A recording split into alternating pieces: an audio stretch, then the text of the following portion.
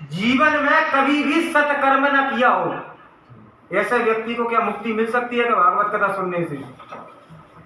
जो भी दुराचार हो, जिसने कभी क्रोध रूपी अग्नि को हमेशा जलता रहता हो, क्या ऐसा व्यक्ति कभी मोक्ष पा सकता है क्या श्रीमद् भागवत कथा से?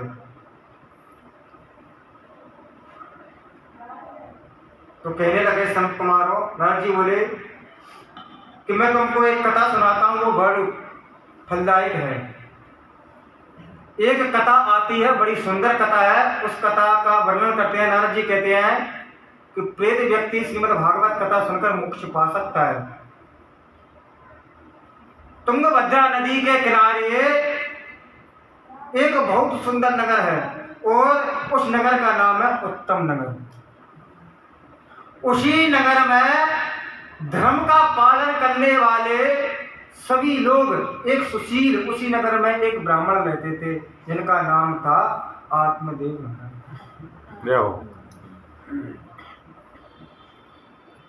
और आत्मदेव बड़े सीधे स्वभाव के थे, बड़े सुशील थे, लेकिन जो उनकी पत्नी थी ना, वो बड़ी विचित्र थी, बिल्कुल विचित्र थी। उनकी जो पत्नी थी बड़ी विचित्र थी और उनका नाम था धुंधली।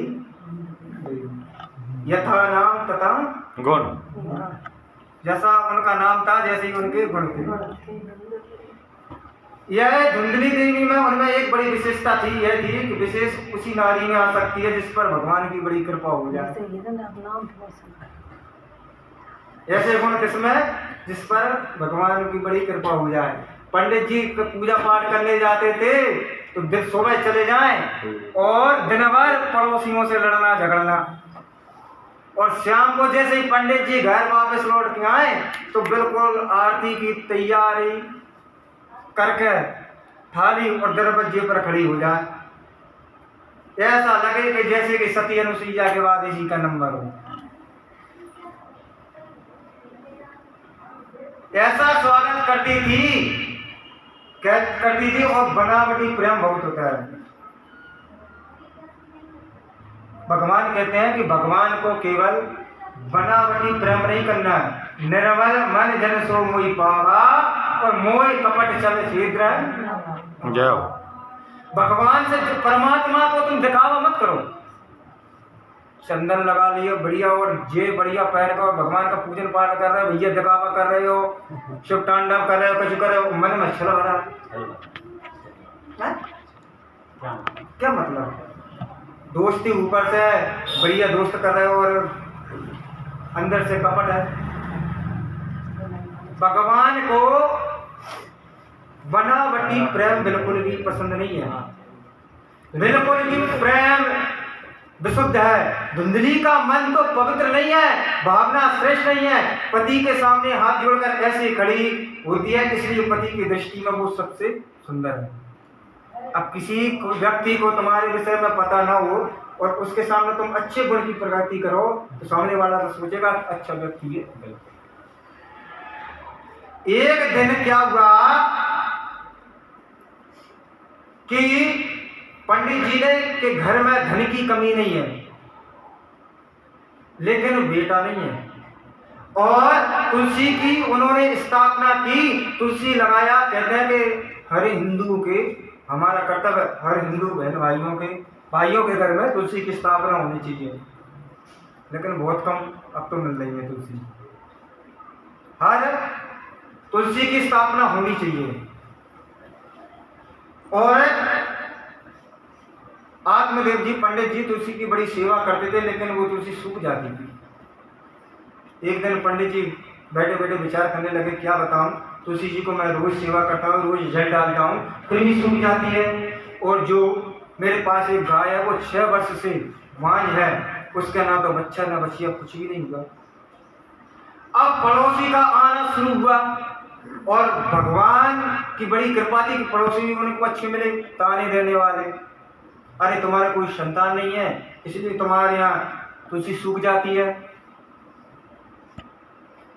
अब तो उनके मन में बड़ी भ्रमणा होने लगी और हम 7 वर्ष से देख रहे हैं ना तो कुछ नहीं हुआ, अब तो क्या हुआ, आत्मदेव जी बड़े दुखी हुए और बैठे बैठे रोने लगे और सोचने लगे कि मैंने ऐसे मन में कौन सा पाप किया है, इसलिए मेरा कोई पुत्र नहीं है, इसलिए मेरी गौ बांझ है और घर छोड़कर आत्मदेव जी वन के लिए चल दिए।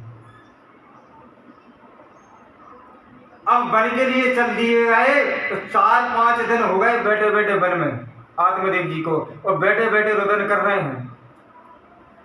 और जब बैठे बैठे रुदन कर रहे हैं, जब तक पुत्र की प्राप्ति मुझको नहीं हो जाएगी तब तक मैं घर को नहीं जाऊंगा। उनने मन में विचार संकल्प कर लिया। अब क्या हुआ कि वहां से उधर से वन से एक संत गुजर रहे थे। अब संत जी उधर से गुजर रहे थे तो संत जी ने जैसे आत्मदेव जी को देखा और संत का चेहरा देखकर बिल्कुल, संत तो सब समझ जाते हैं कि कौन सा व्यक्ति कैसा है, और वो सब समझ गए, कितना धनवान है कितना निर्धन है सब समझ गए। प्रत्येक व्यक्ति के चेहरे पर लिखी रहती है। अब पंडित जी उनके पास पहुंचे संत जी और देखकर कहने लगे कि महात्मा जी ने देखा और देखकर समझ गए कि विद्वान ब्राह्मण है लेकिन दुखी है। संत ने बड़े स्नेह से पूछा कि महाराज क्या बात है, आप बड़े दुखी हो।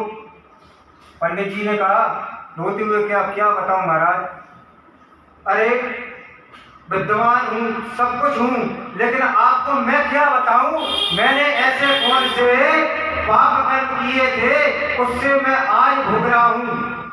मेरे देवता कोई भी देवता मुझको पुत्र कोई भी मेरा जल स्वीकार नहीं करते हैं, तुलसी वृक्ष से सूख जाती है, मेरे घर में पुत्र नहीं है। मैं इसी पाप की वजह से सब कुछ मैंने निश्चय कर लिया कि जब तक मुझे पुत्र की प्राप्ति नहीं होगी तब तक मैं अपने घर को लौटकर नहीं जाऊंगा और यहीं पे अपने प्राण त्याग दूंगा।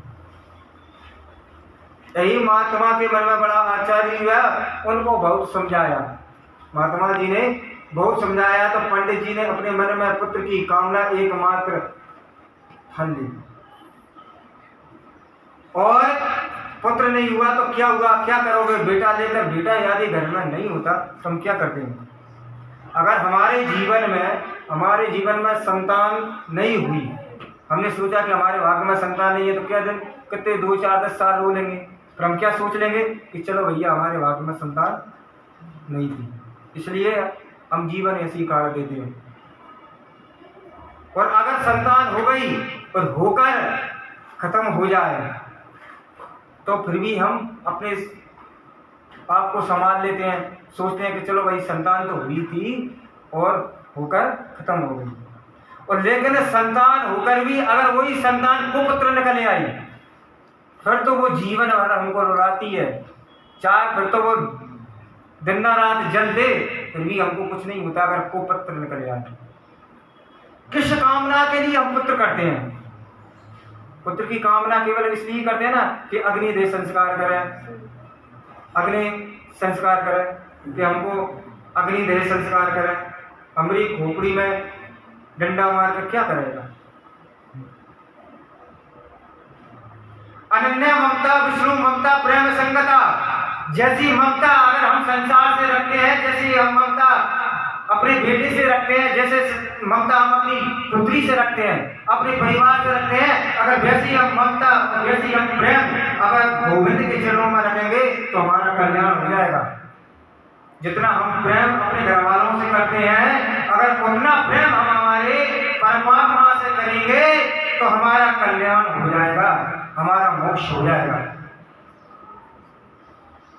लेकिन हमारी विडंबना है क्या कि ये मेरा बेटा, ये मेरी बेटी, ये मेरी बहू, ये मेरी ये फलाना ढकाना, लेकिन भगवान को कभी अपना नहीं कहते कि ये मेरे ठाकुर जी, ये मेरे वो फलाने ढकाने।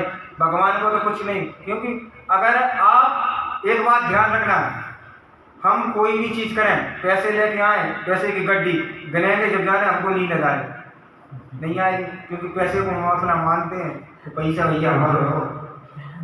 वो भगवान की कथाओं में नींद ऐसी आएगी कि पता ही नहीं चलेगा 2 घंटा और घंटा डेढ़ कम निकल गए, क्योंकि भगवान को हम अपना मानते ही नहीं है। बिल्कुल। लेकिन संत जी ने बहुत समझाया, लेकिन आत्मदेव जी बिल्कुल नहीं समझे। तो संत जी ने उनकी मस्तक की रेखा देखी और मस्तक की रेखा देखकर कहने लगे कि पंडित जी, आपके 7 जन्मों तक कोई संतान नहीं है, आप तो एक जन्म की कह रहे, आपके 7 जन्मों तक नहीं है। तो पंडित जी बोले, आप संत महाराज, आप चाहो तो जन्म पत्री बदल सकते हो, आप क्या नहीं कर सकते हो, लेकिन मैं संतान पुत्र की कामना से ही जाऊंगा, नहीं तो अपना सिर फोड़कर यहीं पर मर जाऊंगा। वो कहते हैं कि संत हृदय नवनीत समाना। संत का हृदय कैसा होता है? नवनीत, मक्खन की तरह बिल्कुल कोमल। नेक में पकड़ जाते हैं भैया, पता ही नहीं चलता, इतने होते होते हैं। आजकल तो संत बहुत कर रहे हैं, पीले झंडा पहन के दाढ़ी लगा के, वो संत नहीं है। संत का हृदय बिल्कुल नवनीत समान हो जाता है। उनसे तकलीफ देखी नहीं गई और उन्होंने क्या किया, अपनी झोली में से एक फल निकालकर आत्मदेव जी को दे दिया और कहा कि जाओ, इस फल को अपनी पत्नी को खिला देना। और उनके नियम पूर्वक बता दिया और तुमको एक सुंदर पुत्र होगा। आत्मदेव ने वो फल लेकर घर को आए और फल अपनी पत्नी को दे दिया। अपनी पत्नी को सोचती है कि ये सब नियम तो मैं पालन नहीं कर सकती। कुंती देवी ने क्या किया, अपनी सहेली के पास बैठकर रोने लगी। सहेली बोली, गर्भ में बालक धारण करना मेरी बस की तो बात नहीं है, लालन पालन करना मेरी बस की तो बात नहीं है, तकलीफ होती है। सुखदेव जी 12 वर्ष तक गर्भ में रहे थे, और अगर कहीं मैंने ये फल खा लिया तो कहीं सुखदेव जी की तरह मैं बड़ी मुश्किल में न पड़ जाऊंगा। इसलिए मैंने सोचा अब क्या सोचूं। तो इधर धुंधली ने के घर अब उसकी बहन आई और